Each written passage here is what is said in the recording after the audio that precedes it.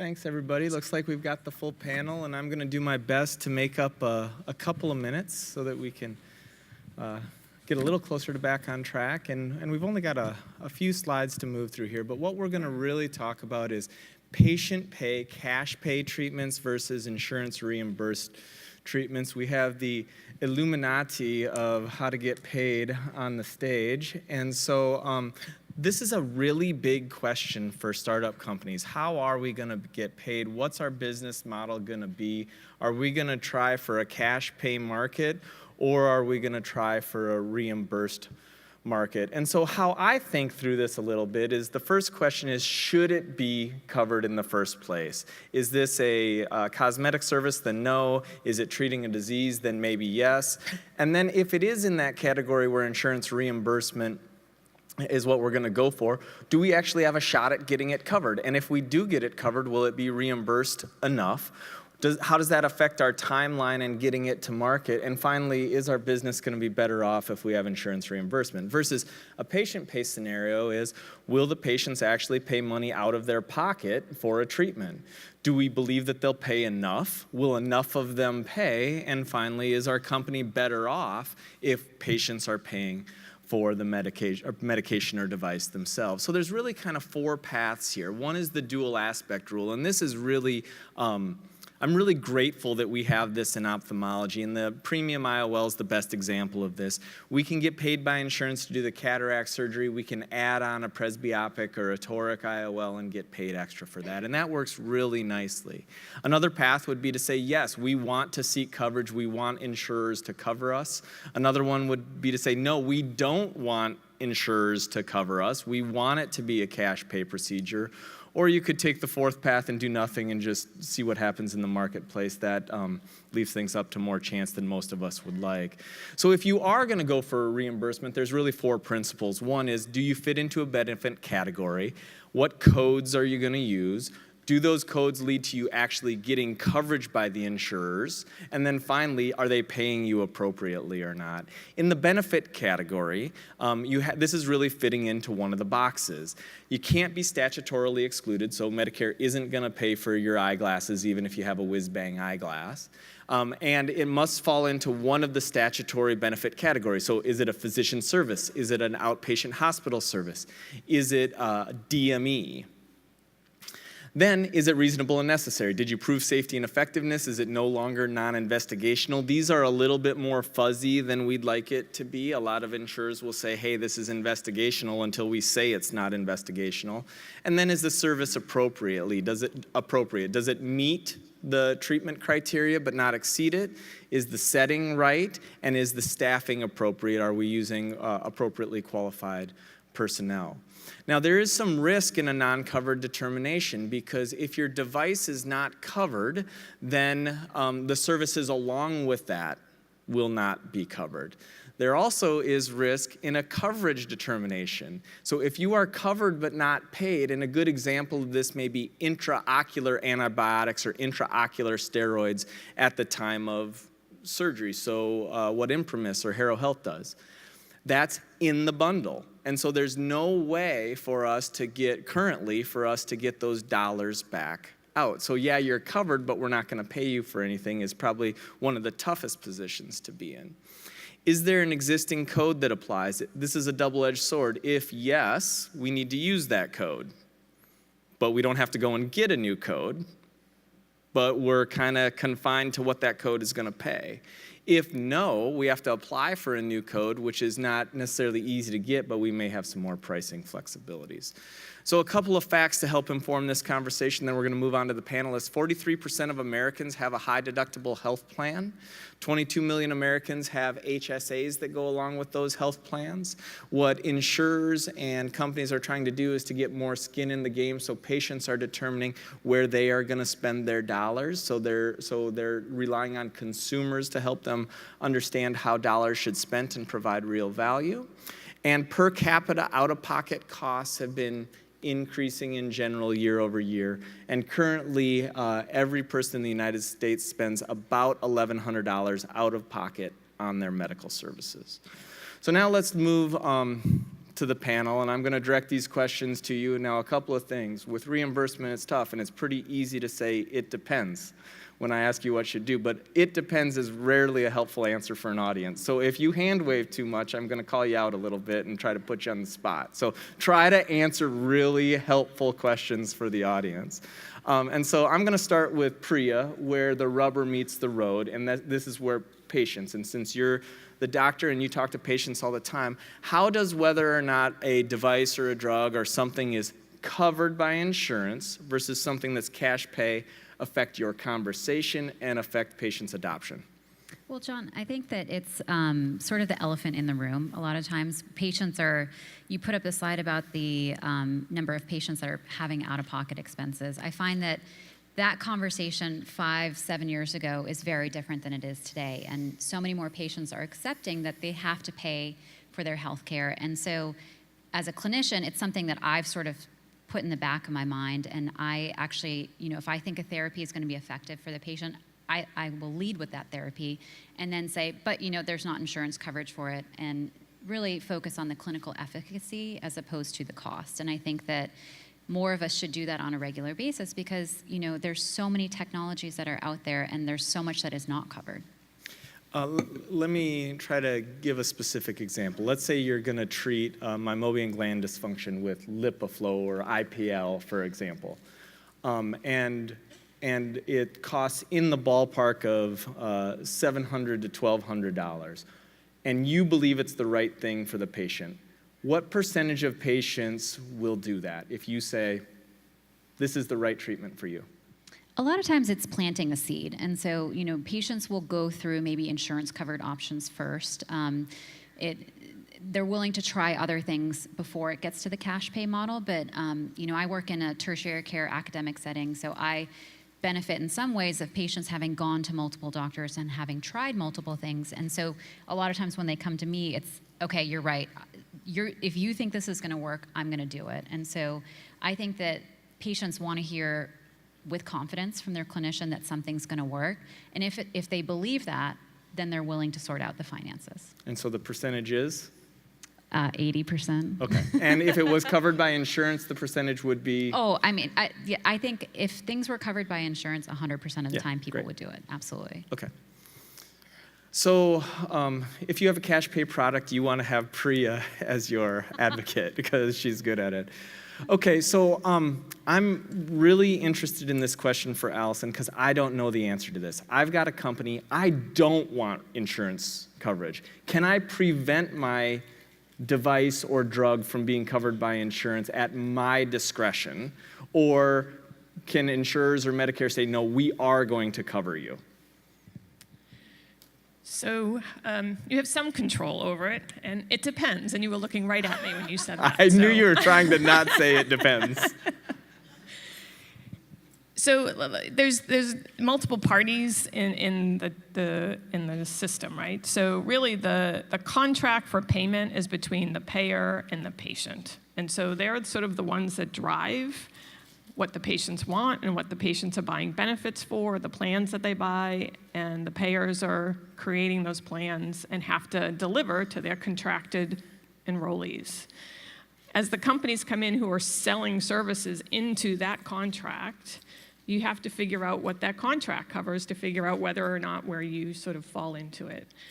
Sure, you could choose to be cash pay all the time by doing no research, right, and having no data, because what payer is going to want to pay for it and what patient's really going to want it. So that's a comfortable place. Otherwise, you have to figure out, similar to what you were suggesting in the benefit category, am I in a space where I can make a legitimate claim that I'm not covered by that contract, or by Medicare, I'm not covered by the law that says the government has to pay for these things. And that was really sort of the beauty of the premium IOL, because the folks who worked on that found that whole concept that there was a piece to the IOL that Medicare could not pay for. So when they decided to give it two aspects, which was novel in and of itself, they had to say it was patient pay because they couldn't pay for it. So that's really what you're looking for when you're trying to determine whether you're going to be a cash-only drug or device. Got it. So if you have no data, you can guarantee that you won't get covered. If you have really good data and you don't want coverage, you need to try to position yourself to a benefit category that can't be covered. Is that fair? Right, because again, there's lots of parties out there who are going to raise their hand. I mean, if I'm a patient and I have a disease or an injury or something that I need medically necessary care for, and there's a treatment out there for it, I'm going to be saying to my payer, who I have this contract with, you should be paying for this. So even if a company wanted to go that route, you don't have full control over it. There's other stakeholders out there who also control it. Because the risk would be, I do get covered. I've got good data, my thing works, I get covered, but I get covered at a rate that doesn't allow my business to work or isn't fair. Right. Got it. Okay, so Reza, when should a company choose private pay and when should a company choose, and especially early stage company, when should they choose insurance reimbursed? Yeah, I think this is a good question. Reimbursement is often overlooked in many startups. I think the whole process should begin much earlier, even prior to FDA approval. A lot of startups spend good amount of time. They work with good consultants to find the right FDA path, but they do not spend the same amount on the right reimbursement path. And it is also a similar process. And it is not under company's control whether this will be, if it's a disease, if you run a randomized study to treat a disease, the chances are, as Allison mentioned, patients are going to submit claims. And carriers may decide to cover it or not cover it. So I think very early on, as soon as the company has a clear FDA path, should consult with experts in the field to see is this something which is going to be reimbursed or this is going to be a self-pay. And if it's reimbursed, you have to follow the steps, which is you need the code, then you need coverage, and then the payment. So probably 50% of this is going to happen after FDA approval. I think you start the process very early on. Some of them you can apply for, like if it's a CPT code, you can apply it prior to FDA approval. But if it's a J code or payment, it only happens after. So the short answer is, I think companies should start very early in the process and most importantly, consult with experts in the field. So Jeff, from the investor venture capital perspective, do you prefer a company that's looking for a cash pay reimbursement and they're going to get into money quicker, or do you like somebody that has an insurance-based approach? Well, I think what you've heard today is that it's not entirely under our control. And I completely agree with Reza that anticipating this question early and going to people who can either do payer research for you to tell you, what reimbursement categories this would fall in and how likely they are to pay and at what range they would pay is essential to our underwriting of these deals. So in one case, we might have a portfolio of glaucoma drops that are preservative-free that are kind of obviously reimbursable, and to get into the market, we're going to need to pursue that to understand that math the right way. On the other hand, we might have something like presbyopia drops where it's more consumer-oriented, people are going to be excited about it, they're happy to pay money. And in that case, you need a big market study to assess who's going to buy it, how much are they going to use it, what are they willing to pay for it. And there's no right answer from, this is not it depends, but it's close. There's no right answer from the standpoint of cash versus reimbursement, but there is a right answer to do as much work as early as you can when you're thinking about doing a deal to eliminate that risk, because our whole job is to make sure that we've anticipated the hurdles and found ways to deal with them. Okay, Preeya, philosophical question for you as a doctor. What do you believe and what do doctors believe about diseases being covered by insurance? So, okay, presbyopia, maybe we don't really consider that a disease, or myopia, maybe we don't consider that a disease, and we're okay with LASIK and presbyopia drops not being covered by insurance or presbyopic IOLs. But then you've got dry eye along the spectrum, and then you've got something like keratoconus and cornea cross-linking. So what do you believe as far as should diseases be covered by insurers? Well, I think, it's a slippery slope to say that some diseases are more important than other diseases. And I guess to me, just on a more philosophical level, I feel like a lot of our sticking to, well, things should be covered by insurance is part of our broken healthcare system. And, we have this dysfunctional system that we try to operate in and operate around. And fundamentally, I think having access to procedures is the most, or devices, drugs, whatever you want to say, that's the most important thing. And so if certain things have to be in the cash pay arena so that we can have access to those to bring that advanced technology to patients, then I'm A-okay with it. And I think that as we all get further along and as more and more products come out that are in that non-reimbursed segment, we're seeing value, we're seeing that we're helping people, and to me that's way more important than, sure, I would love everything to be covered by insurance and I would love everybody to have access to everything, but that's just not our environment. And where it becomes tough for me as a doc is when you have something that is cash pay, but it is necessary in my mind for this person. And I just want a quick shout out to Avedro. I think that you guys fall exactly into that category, and there's never been a time where I've had a patient that needed a treatment that you haven't come to help along and be invested with us. And that's just a request to all companies that, hey, when your customers and your doctors are out on the front lines trying to do the right thing for a patient in their moment of vulnerability, if you can partner with us and get that individual treated, that's really helpful. And so, Allison, which path is riskier? A cash pay path or a insurance reimbursed path? I'm going to go with C. The riskiest path is not understanding your path. Okay, so how about this? How about what is the big risk for cash pay and what are the big risks for insurance pay? So in my world, the big risk for cash pay is you might not be cash pay forever because we may not have a bulletproof cash pay path. So you really want to understand bulletproof, not bulletproof, and not bulletproof. How might that surface? How do I not generate data so I get covered? Right, or how do I, right. Running under the radar is not a good reimbursement path in my mind, because sometimes you're going to be above the radar. On the reimbursed path, if you are really novel and you truly are innovative and you have to go the full sort of course, meaning CPT codes, coverage decisions, payments, potentially, looking for some kind of value-based contracting if it's a very expensive innovation, that's a lot of time, that's a lot of moving parts. And so any one of them could go wrong or be delayed. So Reza, you had a company that you took over that was, initially kind of planning cash pay, or at least that's my understanding of it, and you transitioned to insurance pay. And so what'd you learn? What I've learned is starting, as I mentioned, talking to experts to better understand, is this self-pay or this is reimbursement? The second part is getting societies and physicians and patient advocacy groups involved.